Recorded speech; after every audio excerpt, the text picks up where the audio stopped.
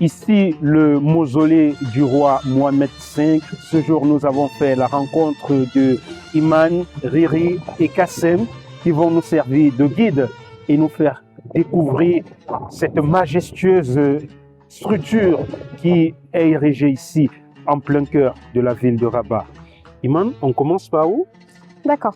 Du coup, on est des étudiants qu'on s'est portés volontaires avec l'association de préservation du patrimoine ici à Rabat. Ouais. Du coup, on va vous faire visiter l'un des 8 sites qui a été reconnu par l'UNESCO mondialement. Ouais. Je suis une étudiante en architecture en tant que lui et elle, c'est une étudiante au master ingénierie technique pédagogique. D'accord.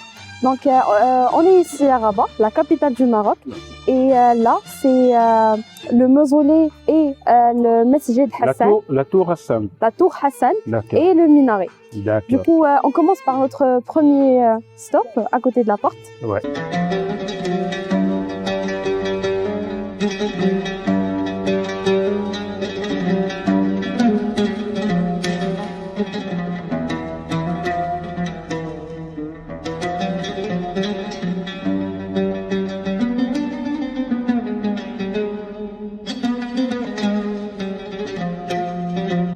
On est à l'intérieur. Oui, déjà. Maintenant on est à l'intérieur. Ouais. Ceci est supposé être la salle de prière.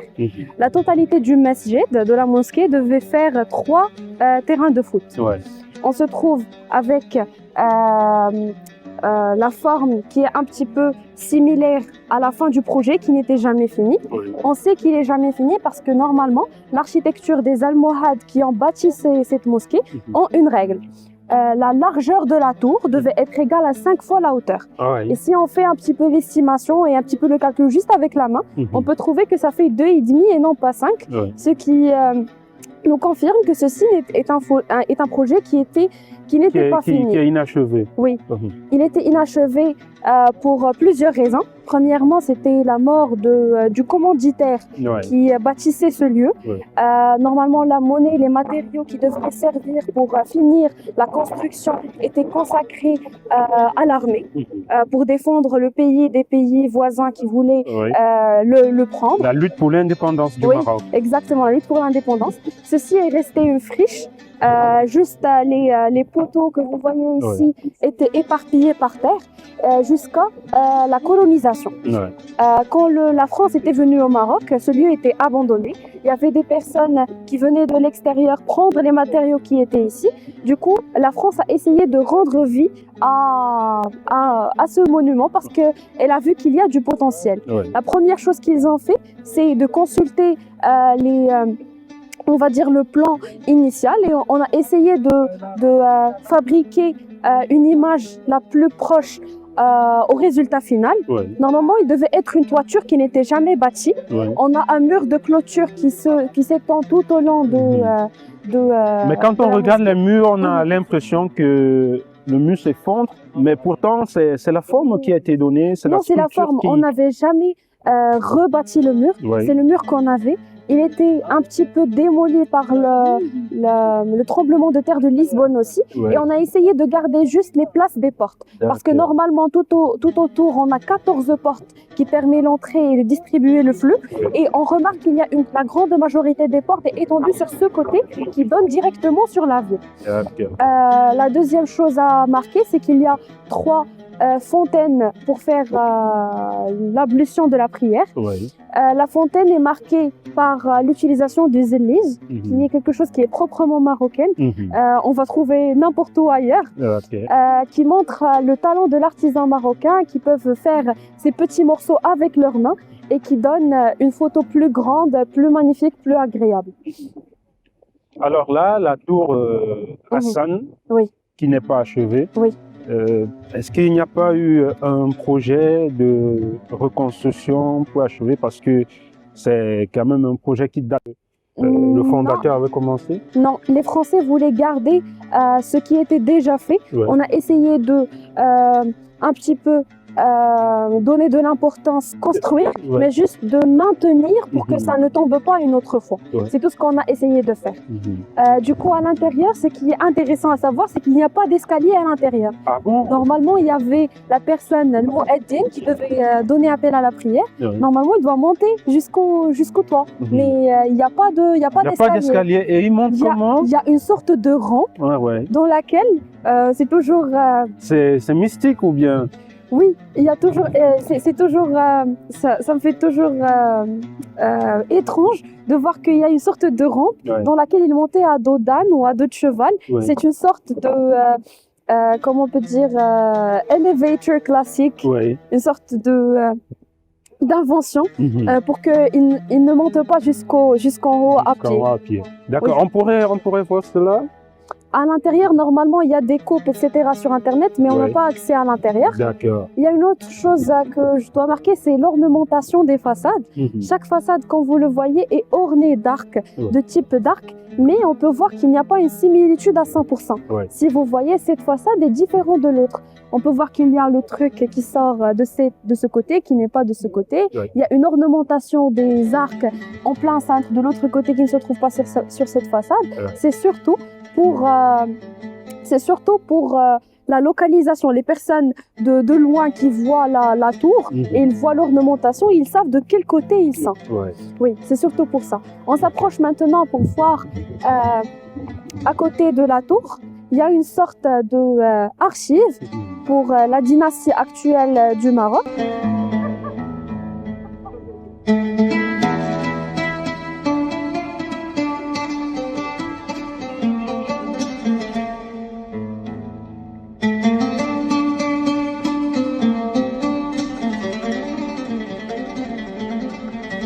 Les murs qui étaient construits à cette époque-là se sont effondrés en partie et on a décidé de maintenir ce qui est resté. Oui, on a décidé de maintenir ce qui restait. Et déjà, quand on voit ceci, ce sont des colonnes qui servaient normalement de support pour la toiture.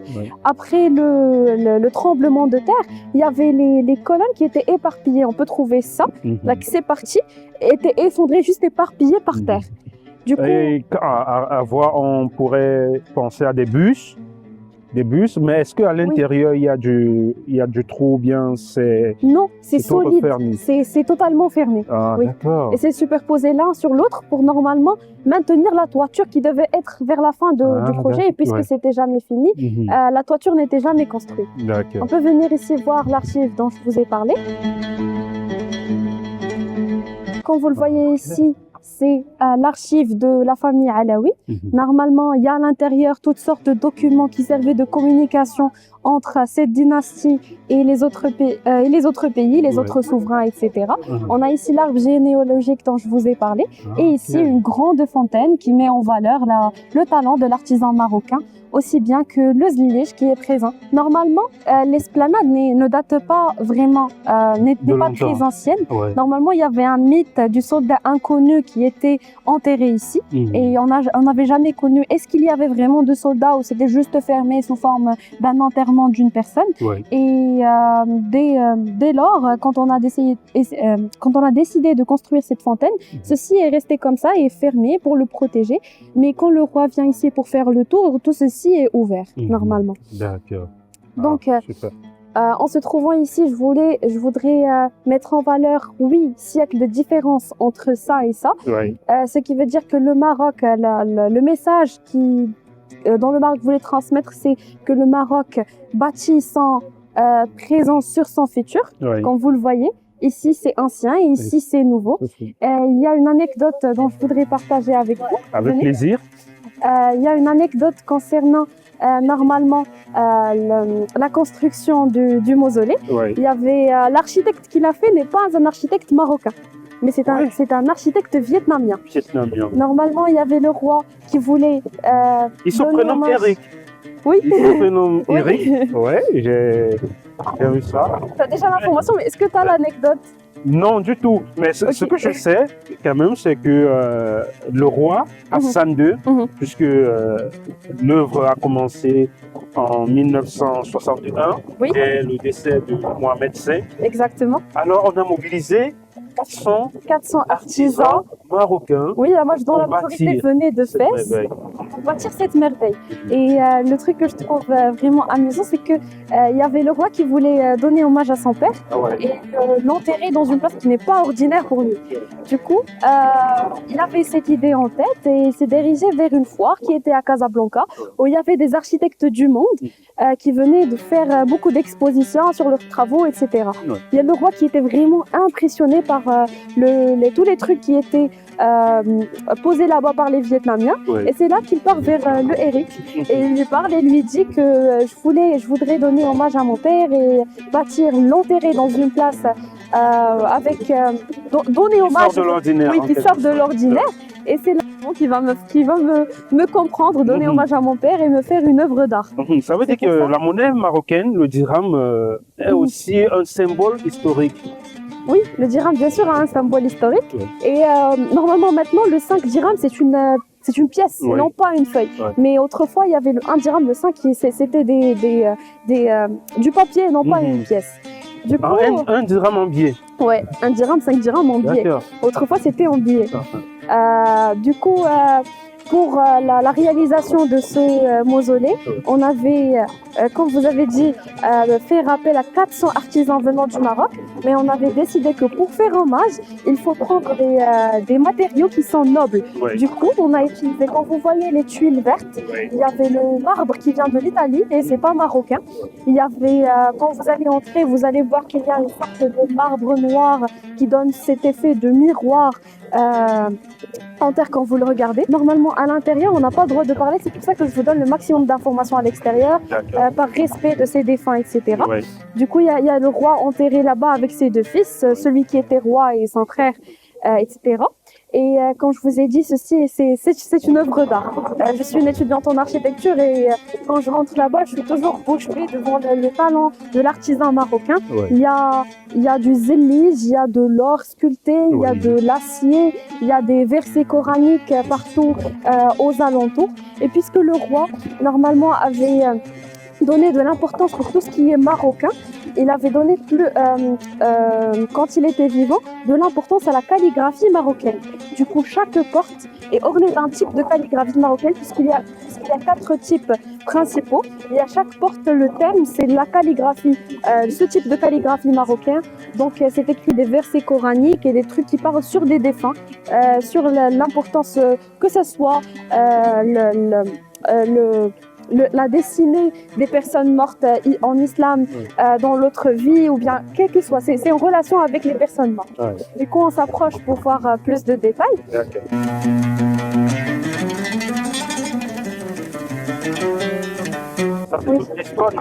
Oui, il y a une autre chose à mentionner, même s'il y a les 8 siècles de différence entre les deux, il y a toujours cette sorte de continuité. Comme on voit ici les arcs qui sont présents sur la porte, ce sont à peu près les mêmes arcs qui sont utilisés dans la mosquée, parce que normalement, c'est ça la mosquée, on fait la prière. Si vous y étiez avant 20 minutes, vous allez voir qu'il y avait des personnes à l'intérieur qui priaient. Il y a cette continuité dans le musée et même dans la tour. Il y a les mêmes types d'arcs, ce qui montre encore une fois la même idée que le Maroc bâtit son présent sur son futur et il y a toujours cette sorte de continuité. Voici les ornementations comme vous le voyez, le talent du zénith. Et comment ils ont été récompensés, ces artisans? Est-ce qu'ils se sont juste portés volontaires pour, n'est-ce pas, le bien du pays? Ou alors, ils ont été recrutés? Comment ça s'est fait? Ils ont été recrutés et on a fait appel aux grands artisans qui étaient connus, bien réputés, parce que c'est pas une œuvre d'art ordinaire.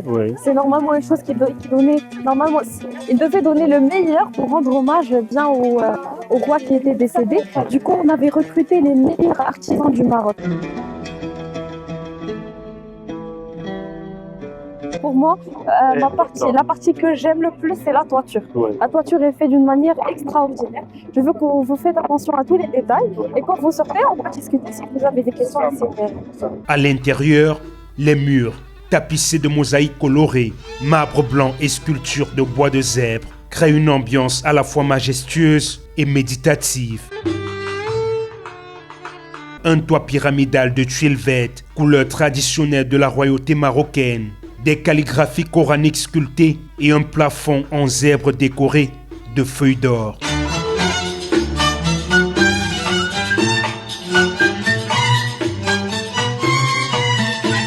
Le Maroc accueille environ 17,4 millions de visiteurs par an depuis 2024, un indicateur fort de l'attractivité des circuits culturels où s'intègrent les monuments historiques comme celui-ci. Visiteurs de tout horizon viennent ici pour s'incliner devant le tombeau du père de l'indépendance, pour admirer l'artisanat et la beauté architecturale, et surtout pour comprendre la profondeur historique du Maroc moderne. Je suis sénégalais, je m'appelle Moussa, je suis basé à Paris. Tour Hassan, j'ai entendu qu'il fallait faire. J'ai regardé qu'est-ce que je pouvais visiter. Cette musée-là en faisait partie, donc c'est pour ça que je suis là aujourd'hui.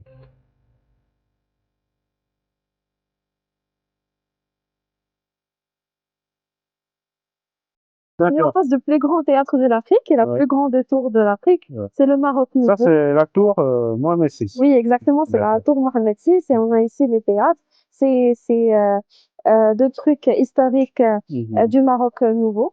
Ça montre l'ouverture du Maroc sur Le théâtre vient d'être construit? Oui. Bien, cela date de plusieurs années déjà. Non, c'est même pas 5 ans. Ah, c'est nouveau. C'est nouveau. C'était construit par Zaha Hadid, une des stars architectes reconnues dans le monde. Du coup, ça donne une idée sur le nouveau Maroc qui s'ouvre sur plusieurs ethnicités, plusieurs technologies nouvelles. Du coup, on est vers la fin. Je vous invite D'accord, à mais visiter. ce on peut retenir aussi, c'est que le Maroc a beaucoup misé sur le tourisme. Est-ce que vous avez une idée estimative de combien de personnes on enregistre ici par jour ou bien annuellement? Je n'ai pas les statistiques exactes, mais ce que je sais, c'est que ces dernières années, on ne voit qu'une augmentation du nombre de touristes qui visitent le Maroc. Après la Coupe du Monde donc, à Qatar et même ici la CAF, il y a plein de touristes qui viennent au Maroc, ce qui est une chose positive. Oui.